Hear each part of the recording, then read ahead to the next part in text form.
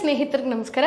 ಜ್ಞಾನಗಂಗೋತ್ರಿ ಸ್ಪರ್ಧಾತ್ಮಕ ಪರೀಕ್ಷಾ ತರಬೇತಿ ಕೇಂದ್ರ ವಿಜಯನಗರ ಬೆಂಗಳೂರು ಇವರ ಪದಸಿರಿ ಸರಣಿಯ ಮತ್ತೊಂದು ಸಂಚಿಕೆಗೆ ನಿಮಗೆಲ್ಲರಿಗೂ ಸ್ವಾಗತ.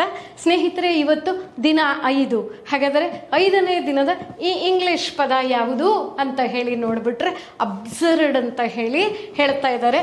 ಅಬ್ಸರ್ಡ್ ಅಂತ ಹೇಳಿದ್ರೆ ಒಂಥರ ವಿಚಿತ್ರವಾಗಿ ಇರುವಂಥದ್ದು ಅಥವಾ ಒಂಥರ ಯಾವುದೇ ತಲೆ ಬುಡ ಇಲ್ಲದೆ ಇರುವಂಥದ್ದಕ್ಕೆ ಅಬ್ಸರ್ಡ್ ಅಂತ ಹೇಳಿಬಿಟ್ಟು ಹೇಳ್ತೀವಿ. ಅದಕ್ಕೆ ಏನಪ್ಪ ಸಮಾನಾರ್ಥಕ ಪದಗಳು ಅಂತ ಹೇಳಿದ್ರೆ ರಿಡಿಕ್ಯುಲಸ್ ಅಂತ, ಲೂಡಿಕ್ರುಯಸ್ ಅಂತ ಹೇಳ್ತೀವಿ, ಫಾರ್ಸಿಕಲ್ ಅಂತೀವಿ, ಹಾಗೆಯೇ ಲಾಫಬಲ್ ಅಂತ ಹೇಳ್ತೀವಿ. ತುಂಬ ಹಾಸ್ಯಾಸ್ಪದವಾಗಿದೆ, ನಗು ಬರೋ ಹಂಗಿದೆ, ಅಂದರೆ ವ್ಯಂಗ್ಯದಲ್ಲಿ ನಗುವಂಥದ್ದು ಅನ್ನುವಂಥ ಅರ್ಥಕ್ಕೆ ಹೀಗಂತ ಹೇಳ್ತಾರೆ ನೋಡಿ. ಮತ್ತೆ ಅಲ್ಲೊಂದು ಚಿತ್ರನೂ ಕೊಟ್ಟಿದ್ದೀವಿ. ಆ ಚಿತ್ರಕ್ಕೆ ಯಾವುದೇ ಸರಿಯಾದ ಅರ್ಥ ನಮಗೆ ಸಿಗ್ತಾ ಇಲ್ಲ, ಹೇಗೋ ಇದೆ, ಅದಕ್ಕೆ ಅಂತ ಬುಡಮೇಲು ಅಥವಾ ಅರ್ಥಬದ್ಧವಲ್ಲದ್ದು ಅನ್ನುವಂಥದ್ದಕ್ಕೆ ಅಬ್ಸರ್ಡ್ ಅಂತ ಹೇಳಿಬಿಟ್ಟು ಹೇಳ್ತೀವಿ. ಹಾಗಾದರೆ ಇದರ ವಿರುದ್ಧಾರ್ಥಕ ಪದಗಳೇನು ಅಂತ ಹೇಳಿ ನಾವೇನಾದರೂ ಕೇಳಿದ್ದೆ ಆದರೆ ಬಂದ್ಬಿಡೋಣ ನೋಡಿ.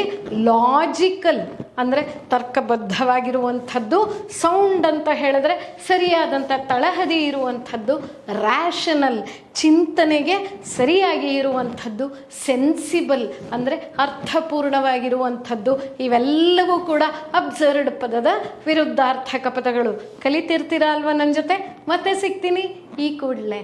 ಅಲ್ಲಿ ತನಕ ಓದ್ತಾ ಇರಿ. ನಮಸ್ಕಾರ.